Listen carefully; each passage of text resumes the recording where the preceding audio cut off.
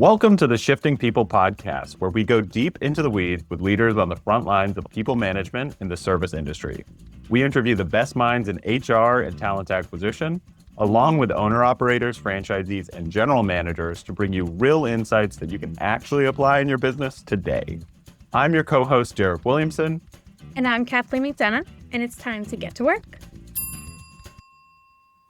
Today, we're with Justin Ostrynski, Director of People and Culture Development at Hendricks Commercial Group. Welcome, Justin. Thank you for having me. Thanks for having me, guys. Thanks for coming on. Of course, I'm excited. Me too. So for everyone here, you're the Director of People and Culture Development. Take us through your journey, like where you started and how you got here. Yeah, so I started my career as a teacher. I think a lot of times growing up, you don't know what you want to do, and so you grasp onto the familiar things in life. Firefighter, police officer, teacher. Those are the top three. And I think it's hard when you're getting out of high school to understand all the different opportunities and types of careers and things that exist in the world. So we often default to those kind of things. And so I decided to go on the teacher route and started with that. My degree is actually in middle grades education, but I only did 1 year of middle school teaching because it was awful for me. A lot of stress. God bless the middle school teachers. And then went into high school, and I was a high school English teacher for almost 7 years. I knew I didn't want to do teaching forever. I realized that early on. Just felt like there was more growth. I felt like I had more strategic thinking in me that I wasn't tapping into, but I just wasn't able to really find that there and all the red tape that goes along with teaching that there is. And I ended up kind of in a crazy kind of circumstance, decided to start my career over at 29 in the restaurant world. And so I actually started with Chick-fil-A at 29 years old as a training director for an operator that had 2 locations. And it was also what was familiar to me, though, because my first job was Chick-fil-A. So I think still playing it really safe and trying to figure out things, and became a training director for those 2 stores. And that was my jump into the adult training side of things. And that's how my career started. So I was there for 2 years, fell in love with, still didn't know what I wanted to do, but I fell in love with the frontline worker in that time. And just this idea of people that work so hard and have so much going on outside of their daily lives, but then they come to work and they give it their all. And it's the culture of that whole side of the business that I had never known about. And so I fell in love with it and wanted to keep growing, and had an opportunity about 2 years into that to join Chick-fil-A corporate. And so I was actually in the corporate side of things, moved to Atlanta, and was part of Chick-fil-A's training and development program, which they offer, that helps create a bridge between people who work within the restaurant and people who want to do other things within their careers within Chick-fil-A, whether it's the corporate side or owners and operators.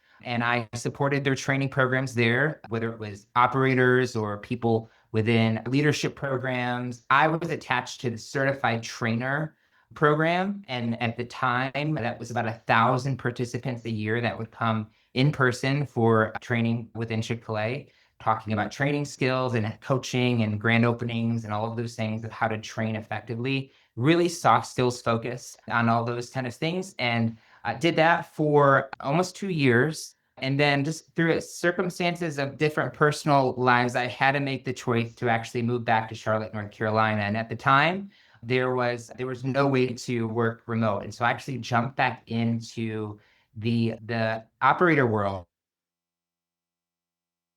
I was working for a Chick-fil-A operator in Charlotte, and then an operator in Missouri that I had trained while I was at corporate recruited me to be up there and be her general manager, running her things. The cool thing about her that I loved is that she was a psychologist actually before she was an operator. So she was a counselor too. And so she really tapped me into this idea of a lot of times within those frontline spaces, we try to address the cause as something operational and really it's a people issue that's at the root of those things. And she really helped me to understand, what does it mean to bring up your team's emotional intelligence or EQ, or find ways to really address the root cause, because it's the people that are driving your operational outcomes. And oftentimes it's the people-centered solutions that are going to fix that. And I did that for about almost 2 years. And this was all during COVID. So I was exposed to the frontline during all that time. And I think one of the biggest disconnects that exists within that frontline support center space is that COVID changed the game for people within the front lines. And so you have a lot of a disconnect between those support functions in the corporate worlds and what that front line is still reeling with in the effects of a post-COVID world. And so that's something I got to experience firsthand. Knew I wanted to get back into the corporate side of things eventually, but didn't know how I was going to do that because a lot of people don't boomerang back from the corporate side back into the operations side. And so it took me about 8 months, but I landed a job with Krispy Kreme as their divisional training manager and help support half of their stores with training rebrands and be at that higher level of creating strategy around different training frameworks. And that was awesome. And I did that. And then I landed a role there over employee experience for them, which is a new role they created. So I switched over from training to the culture side, where I was helping drive the strategy for how to improve the employee experience for the brand. Things like creating a foundational listening strategy and a communication structure that drives right on down to the front line. So I was able to really tackle some big projects from the broad company perspective. And then in June of this year, it's been a rough year with layoffs, and basically people functions have been taking a big hit. And so as a non-essential part, even though I think they're essential. And so I was a part of kind of that one of those layoffs in June with Krispy Kreme. But I was lucky and very fortunate. I know a lot of people are still really searching and reeling from these layoffs that have been happening, but I was able to post something on LinkedIn actually the same day I got laid off, and I didn't realize I had a good network and had 80 reshares. And I actually had somebody from Hendricks reach out to me about a role with people development the same day. By Thursday, I was interviewing. By Monday, I was here in person. And by Tuesday, I had an offer. So I was only out of a role for a week. And it's a really awesome role. It's challenging. So right now, Hendricks Commercial Properties, which is also part of Geronimo Hospitality, they serve and it's a hospitality company, but also there's a real estate side of the business as well. But really properties, whether it's hotels, restaurants, but they really have a passion around reinvigorating and appreciating history and going into these different areas and revitalizing and creating these hotels and restaurants in different parts of the country and creating jobs and all of these things. So we have several different hotels and restaurants as well as commercial properties around the country. And so it's been a really awesome, unique challenge for me because I've grown up mostly in the restaurant space. So I'm getting exposed to the lodging side of businesses, and that's a whole nother animal with hotels and all that, but also the familiar things with hotels and those properties. It's a growing company and it's been awesome to get into it. And so I'm over people development as far as a lot of the operational stuff. And then also serve on the culture side. So starting to create kind of the scalable culture initiatives, dipping my toes into some of the experiences that I did with Krispy Kreme before I left here. So a role they customized for me coming in. And it's been a fun learning journey to tap into all of the previous experiences I've had within my career and come to this where I'm able to all utilize and leverage what I've learned in this role here. So that's my long career in a nutshell. Quite the journey. Yeah. And it's so interesting. I love this industry. I love talking to people in this industry because not a lot of folks that were necessarily teachers that then converted into this industry, but a lot of people that have totally come in. There's no conventional path, right? And coming into the position you are in now, it's interesting because again, new set of challenges. A lot of the past experience, Chick-fil-A, Krispy Kreme, more on the QSR side. Curious, what have you brought from those experiences into the new role? And like, what have been some of the biggest like changes, especially like thinking about culture? Like, how is it different? What kind of similarities are you seeing so far? Yeah, I think you hit the nail on the head. I think one thing that I would tell people often in the QSR types of jobs is that nobody wakes up and says, hey, we're going to drive through for the rest of my life, or I want to flip burgers or whatever. And I think in the QSR space, that's something that I find familiar with. Even this space here is that it's a hodgepodge of different experiences that are all coming together and they're landing here for different reasons. The interesting and unique part I see on the lodging side is there is a lot of longevity of people who get involved in the lodging side of businesses and they stay. There's so much opportunity on that side that I wasn't really aware of. Like I said, it was a new industry for me and I'm still learning a lot about it. I will say another similarity I've noticed is that it's people are people, and no matter what company or organization you're a part of, especially when you're in a support function where you're supporting frontline workers, there are those similar challenges where the disconnect exists between the support functions of corporate and what they see as corporate. Those corporate people are checking their emails all day, and I'm working on Saturday. That's a reoccurring thing I think you're going to get in any industry. And I think one of the biggest impacts on culture is finding ways and initiatives and communication and storytelling and leveraging those things to really bridge that gap. Because I think the larger you get, the harder it is to close that gap and that false perception that exists within the different support functions versus the front line. Yeah. Yeah. Oh, Go ahead, Kathleen. Take it away, Derek. Okay. Justin, can you expand on that just a little bit in terms of like tactically? What kind of steps do you take to break down those barriers or like trying to change that mindset?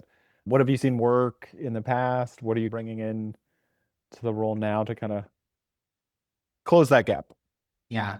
One of the biggest things I've learned is I think change management is key in an organization. And one of the foundational parts about change is starting out foundationally with listening. I think a lot of times we jump to the solution in different initiatives and culture, things that we bring out, but we fail to listen. And so I think one of the things I'm most proud of I did within Krispy Kreme was a listening tour where I went around and went to different areas and just allowed different frontline workers to express how they feel and have an outlet for that. And I think a lot of times companies, they say their listening strategy is an engagement survey that's annually, right? And when you look at that and you look at turnover and you look at how by the time you unpack those results, 80% of those people are gone already. How do you incorporate and bake in listening as a foundation?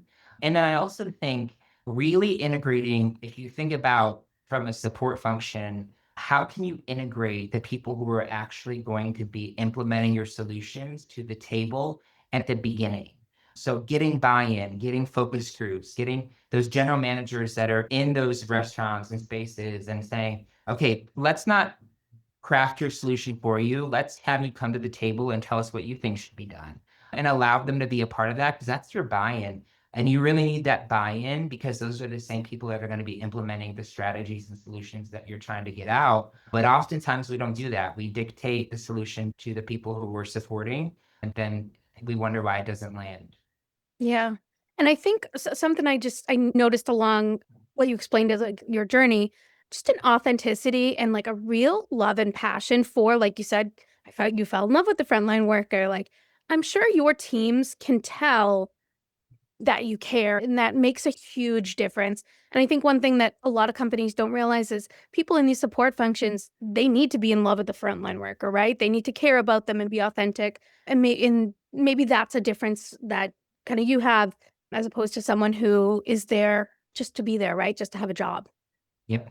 Yeah, and I think it's important to make sure that the support functions understand that oftentimes support functions or support centers, they're not revenue generating. Mhm. Reason why support centers exist is because the revenue is coming in from the people who are working the drive-through or doing these things, right? And working the front line and working on Saturdays and Sundays and all of that. So I think it's about being intentional about how do you make sure that's being expressed. That the fact that those frontline workers that are working so hard, that's the reason why. It's about appreciation, recognition. It's about storytelling. It's about getting into their worlds. I think for operations, one thing I always say is for a frontline worker, operations is their language, but not a solution. So it's getting in there, getting out of your desk and finding time to put on your gloves and stand beside them. And you might be terrible at flipping burgers, but that's the way that they want to see that you're not afraid to jump into their world. That's the biggest impact you can make. And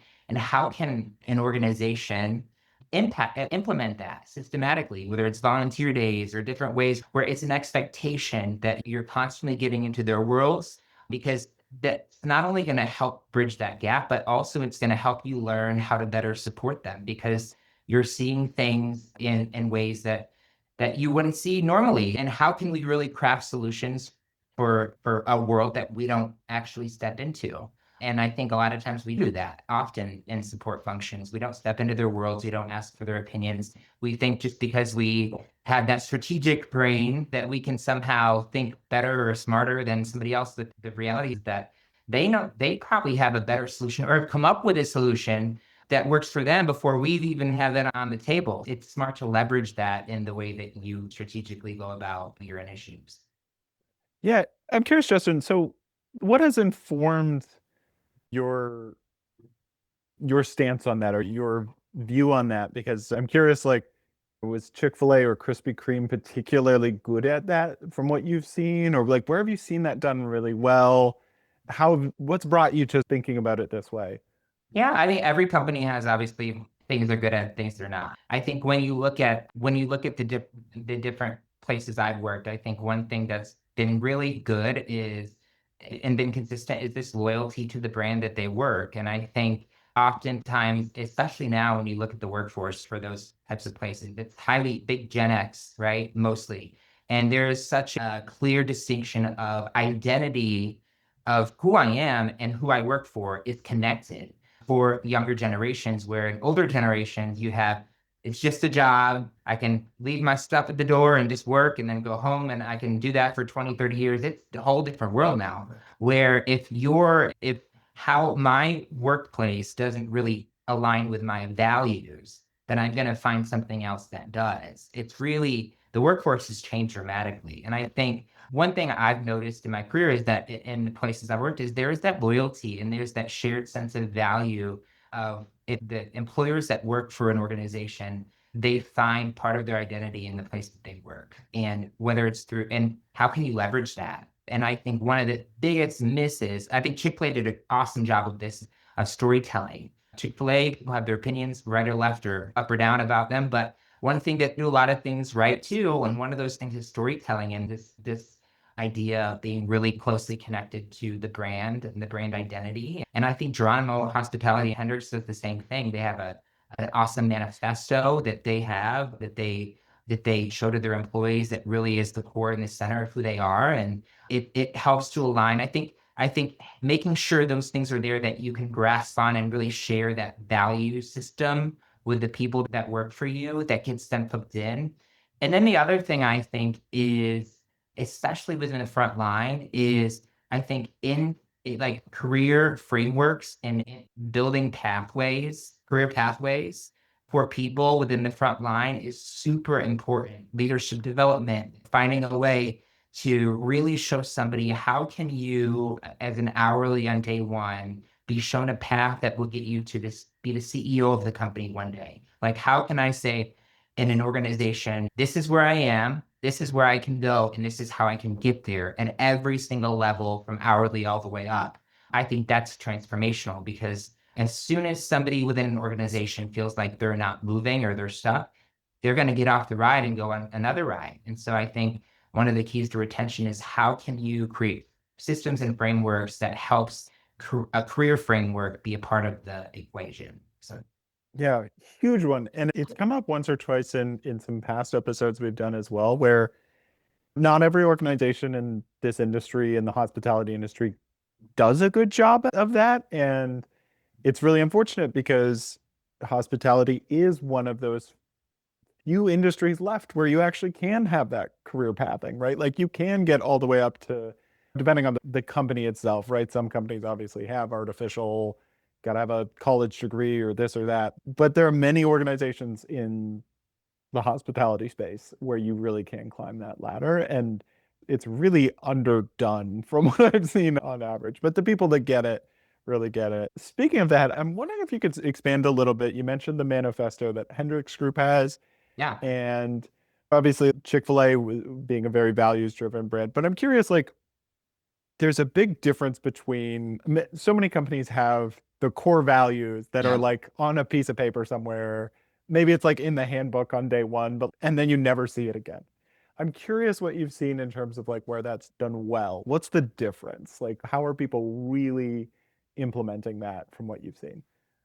I mean, I think it starts at the top. I think it's got to be values driven down throughout the whole organization. I think it's done well when it's lived out in the programs and the systems that are created. For instance, with Chick-fil-A, they had a leadership development program that was a big part of that, like a career framework, right? So it's not about the words, it's about the systems that you create that act out. Actions speak louder than words. That's true in an organization where is it words on a page or is it not? And I think people are real keen to figure that out real quick once they get within a company or an organization, whether it's true or not. But I think it's demonstrated, and it's not something that is necessarily just a poster on a wall, but it's something that's lived out every single day. And it's something that people know. I think communications is huge and key. I know within Hendricks, you could ask somebody what the manifesto is, and they're probably going to know it. And that's an important part of it. It's an important part of culture. I think language and integration into systems and the way people think is all part of embedding cultural expectation and a positive culture in an organization. And I think it's crucial to do that early on, because as you grow, if you lose sight of that, it's a lot harder to go back on that and get people to buy into that. Yeah, absolutely. And one of the ways you do it is an LMS. And I would love to hear a little bit more about you're on a year-long like LMS project, creating your own. It's called Spark. Tell us a little bit about that, like your vision for it, why it's so necessary, and maybe even a little bit about the struggle of like why it takes so long and what's important to include in it. Yeah, as far as LMS or learning management system, we're currently in my role, I'm project lead for what we're calling Project Spark. And it is a unique kind of partnership between operations and the people development or our training department. One thing that is, and a lot of organizations, training lives in different spaces. Might live in a lot of it, it's in the HR department, in some places in the operations department. But regardless of where it lives, there's often sometimes that clash between operations and training. You think about training hours and where are they coming from? And do they need to know this? I need my EBITDA down, whatever it may be. And I think the cool thing about this project is one needs the other. The training people need operations. Operations are the subject matter experts. We're the adult learning experts. And this project where we're basically implementing and creating an LMS from nothing and creating kind of those standardized processes. But a peek into kind of the organization is we have several different hotels, several different restaurants, several different ones. They're all uniquely different, right? And so how can we create standardizations and how can we create standardized courses, and then also keeping them unique to their own and thinking about the learning pathways for every single job role within every unique entity that we have? That's a lot of courses and content and creation. And we currently don't have instructional designers. So that's just our team. And so knowing that, creating this Project Spark, the whole purpose of it is we're igniting learning together. And it's with operations as that subject matter expert part. We're actually aligning right with our GM. So what I was saying earlier about getting those people implementing to the table at the beginning to help build the project and build the solution. That's what we're doing here. So the GMs are a part of those subject matter experts within their individual entities, and we're coming together and helping build these courses. We're helping with the course creation component, the adult learning, using like the 70-20-10 learning model, making sure that a lot of the learning is driven by experiences and doing and not overdoing the e-learning components. Because I think often in LMSs, we think everything has to be a course, and that's just not the case. And so we've created frameworks and systems to eliminate that. But they're bringing us all the ingredients, and we're helping together to make the recipe for what training and learning paths look like for each of their entities. It's a huge project when we think about how many entities we have. When we're doing this for hotels and the restaurant side, starting with the restaurants, we're really implementing a training program from the ground up using the operations and people development unique partnership to make it happen. And one thing I love Simon Sinek, I love his stuff. He says that 80% of organizational problems can be served or solved with momentum. And that's really what this has been. It's been us, two departments that sometimes don't always see eye to eye, but need each other coming together and creating momentum to really drive change for an organization that will completely transform the way that learners learn in ways that they haven't before. Again, it's called Project Spark. It's been really fun. We've been able to do some really cool stuff. It's going to be a full long year project for next year, but we're starting to continually build those courses out and get the buy-in, and we're partnering with the GMs to make it happen. Yeah, I love that. We mentioned igniting learning together. I love that phrase. And how you mentioned like bringing people in, having buy-in from the GMs and kind of everyone. And then I saw a LinkedIn post of yours that was about the rollout of it, right? Like a kind of themed party. Yeah. Uh, Tell us a little about why it was important to celebrate the rollout of it. I think one thing that in this role that I love, I'm a people leader in this role. In the Krispy Kreme role, I wasn't. I have some people that I help lead. And I think celebrating the small wins is so important, especially when you have this massive project like that. And we did some movie screenings. And so first of all, why does work have to be boring? Like, why can't we be fun and have different type of meeting? And so we did a few screenings with some operational stakeholders and our people and culture stakeholders, and had some popcorn and had some decorations and set up. So they're actually previewing and screening the e-learning courses. And then after each course, they would do a feedback survey. One thing that I am making sure that we're doing at every step is collecting KPIs along the way, really to let the numbers tell the story. So we're making sure that those metrics are there, and then allowing that to be our storyline for how this works. But yeah, it was a fun little screening, and it also is a way for them to be celebrated and appreciated. Because like I said, none of us are instructional designers, and to see us learning and growing and to celebrate our own growth and how far we've come, even from not knowing how to do anything to creating these really awesome e-learning courses that are engaging. And it's been awesome. Like I said, from the metrics, we're looking at 4.5 out of 5 for course satisfaction rating. And I think that's pretty good for not having instructional designers, but it took a lot of work. And so it's something that I want to make sure to celebrate anytime that we can. That's awesome. Congrats. And I love, there's so many things you said just now I love, because I've talked about momentum before. Kathleen and I were currently starting a startup, and momentum is such a key thing. But you mentioned just at the end the importance of the KPIs and metrics. And it made me think, I don't know if with your specific group, if there was a lot of pushback at the executive level on like, why are we doing this? Whatever. It's pretty big investment, right? A lot of time, a lot of resources going into something like this. Yeah. And I'm curious how you've thought about positioning this kind of thing, because if I'm the CFO, it's what's the return on investment here? And when it's people and training and this type of thing, it can be hard to quantify. But I'm curious, like, how have you successfully won those folks over? What are you looking at in terms of like KPIs that really help tell that story? Anything else, especially for the folks out there that are maybe like fighting the fight to get a project like this underway? Yeah. First of all, the executive level, everyone's been so supportive and so incredibly like just trusting, and they really believe in, and where a lot of organizations now, they're cutting training budgets. I was just at a training conference, they're averaging 3 to 4% cut next year versus this year in training budget. This one's not. And so I'm really grateful that I'm part of a company and an organization that believes in people and believes in training and believes in developing their people. So I haven't had to fight that. I would say for people who have to really feel like they have to prove themselves and prove the ROI, whether it's people-driven initiatives or training-driven initiatives, I think the biggest thing to think about is in a lot of these higher level organizations, the ROI is in the numbers, and it's really being able to quantify and qualify the ROI in a numerical way.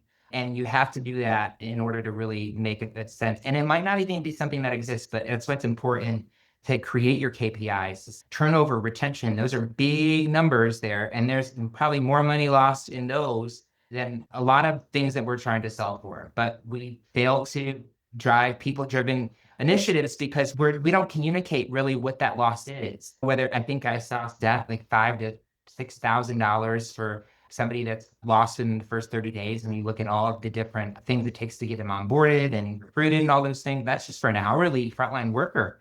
And so there's a lot of money there that's lost. And I think you have to be able to communicate and tell that story at the executive level and show it, dig into the numbers, dig into the budgets, dig into the retention and the turnover, and really try to formulate, this is how much money is being lost because of the lack of training, because of the lack of people and culture-driven initiatives. Give those feedback, use the engagement survey data and the things that are you have available to you, and say, these numbers are low and this is how much we're losing because we're not doing something to drive this. But you have to be able to tell that story and connect those dots in a way that really shows the impact. But I really believe people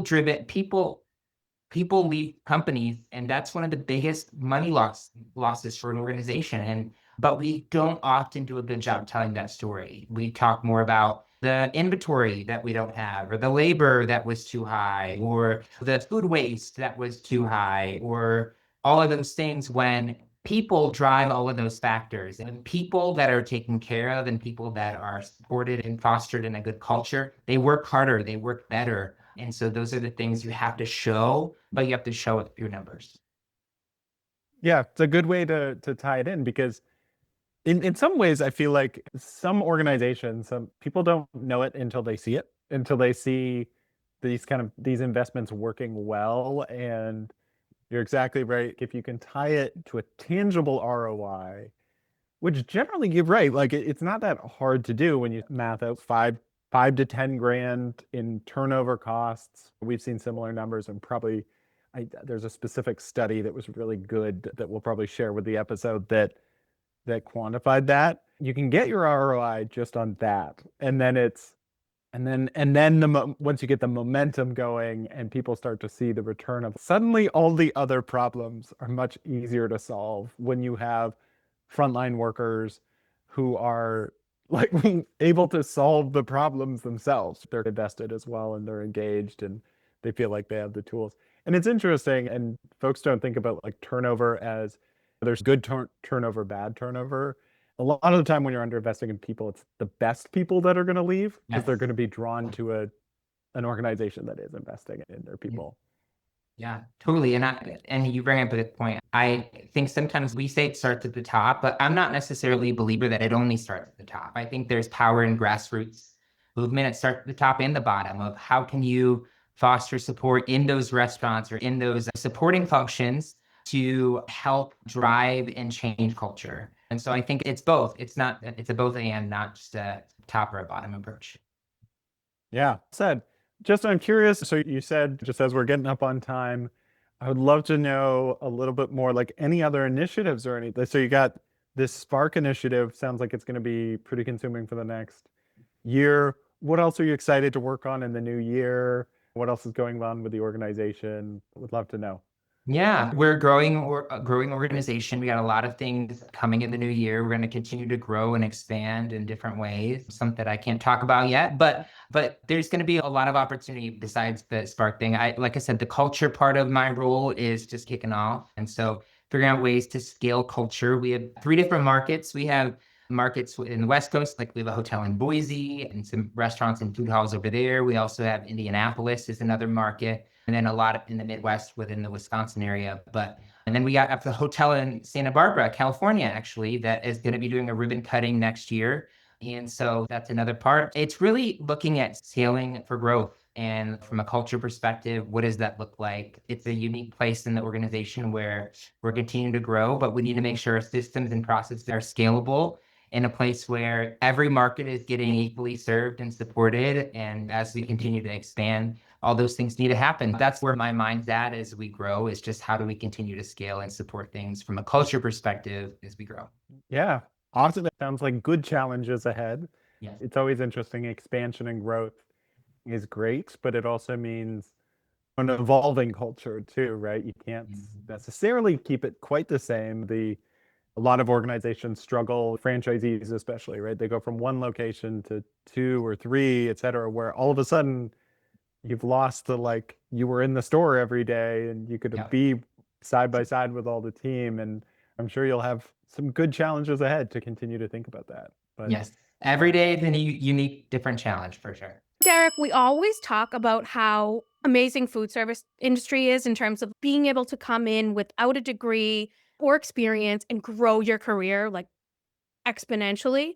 But with Justin, I also was reminded of that there's also this ability to always be able to start over in the restaurant industry and come in from other industries with relatable skills. And so like Anthony's example of starting over at 29 in restaurants from being a teacher and then to going into training and development. You could be like a sports person that has an injury and then comes into restaurants and is a leader in restaurants. You could be a salesperson that decides, I don't want the stress of tech sales anymore, go into restaurants and go and be in like the franchise development portion.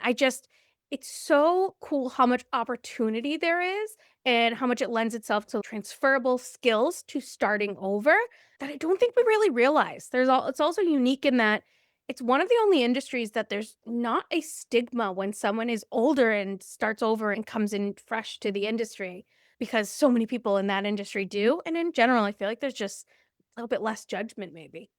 Yeah, it's a really good point. It's funny because we often talk about or think about on the employee side, there's often this attitude in the restaurant industry that it's like just a stepping stone. I'm just here for a short while and then I'll go get my quote unquote real job.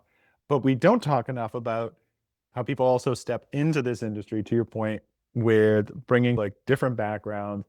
I think depending on obviously like maybe HR and some of those roles are maybe more traditional, more in front of a desk type of roles, not entirely, but a lot of these operational roles and stuff are also just a little more hands-on. And I think sometimes people recognize, hey, like I just need a little more stimulation throughout the day rather than just sitting at a desk or that kind of thing. Like it's a different pace, it's a different environment, and it's totally okay. That works for some people.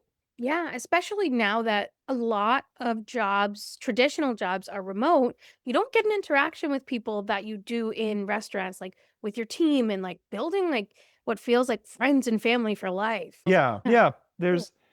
There's just a lot of things that work for people. I don't know about you, but there are definitely elements of the industry that I do miss. There was some fun. That's just it hits different, It right? does. I stayed in it a long time after I started in corporate. I did 1 or 2 nights a week still at Bertucci's Italian restaurant as a server well until I was maybe like 28, 29, working like full-time job for 6 or 7 years. Like it was still just like I wanted to be around those people to let off steam with them. My 9 to 5. So Yeah, and especially like serving or bartending, especially those roles. My wife, when she was in school, did the same thing because she was like, it's so busy that it's a way, like I couldn't think about everything else. I couldn't stress. So I was able to detach from everything else, park that at the door. And I think people really like that about the industry. So yeah, like Justin had a really cool background, and it's just so exciting when you chat with folks. And I think almost everyone that we talk to really gets this core thing of it's really about people and being thoughtful about how you define cultures, how you grow cultures. There was a lot covered in there that was really good too. What are we thinking for shifting questions? It's hard to narrow it down. it is hard to narrow it down. There were so many great kind of topics we dove into. I really loved his idea of going on like a listening tour, right? Like he said, Mm. listening tour of all of the restaurants and hotels that his group operates. And he mentioned that the frontline team probably has the solution to whatever problem you're trying to solve, right? Like you're trying Yep. to solve this kind of seemingly up here problem. And if you just go talk to the people that are doing the job, they will probably have already thought about it, solved it, been figuring out a way to do it. So I love that. And my question is maybe where as a leader could you incorporate some sort of like listening tour or listening to and learning from the frontline team more in your everyday if you're not already like actively doing that? Yeah, I love that because I think it's something that no matter where you are in an organization, you can, depending on the size of the organization, like there's different ways to approach that, right? But I think everyone, once you're beyond working in a single location business by where you literally see everyone every day and you're like overhear the conversations, you have to be more deliberate about it, right? Once you go into a more, if you're in a operations role, more regional, like can't be in every store every day. Yep. If you're more in a corporate office, you really have to like plan out like, how am I going to stay in touch with those front lines? And ultimately, it just makes your job easier, right? Because It when does. it comes from the folks in the front line, it's already trusted and you can give them credit. What a great opportunity. Yeah. What a great opportunity to also like, yeah, bring them in and make them feel involved in the company's challenges and initiatives. Yeah, absolutely. Derek, do you have a shifting question or a million like you usually do? I narrowed it down to one. Oh, we love Very it. We love it. difficult. Thank you. But I'm a little biased because I I asked Justin about this a little more, but I think it's a really good one to think about, which is the ROI on investing in people in general, because it is one of those things that, especially if you come into an organization in management, but the culture isn't there, the investment in people hasn't been there. Winning over owners, executive teams on like why some of these specific things are worth investing in Justin's case, like a full, not just an LMS, but like a full culture shift around that and like learning. But like there are so many of these like sort of people projects where you need to define, you need to convince the stakeholders like this is actually worth it for the business. There's a return. And so my shifting question is, we danced around it a little bit on the conversation, but like for your specific business, do the exercise of how much does turnover actually cost? Because that's like the easiest line to draw, because you can say if our turnover is 50% a year and we reduce it by X, and then you just need to know how much that costs or how much that savings is. That's how you can get a pretty tangible number. It's not too loose. And so my challenge is like, for your specific business, go through that and think about, it's not just like time to hire people and maybe spend on job ads or things like that, but also like how much money goes into training a new person? How much productivity loss is there? When folks start in almost any industry, they're at like 20-30% capacity to start, and like it takes weeks and weeks for them to get up to proficiency, and you're accommodating for that somehow in scheduling or whatever it is. Yeah. Go through that exercise.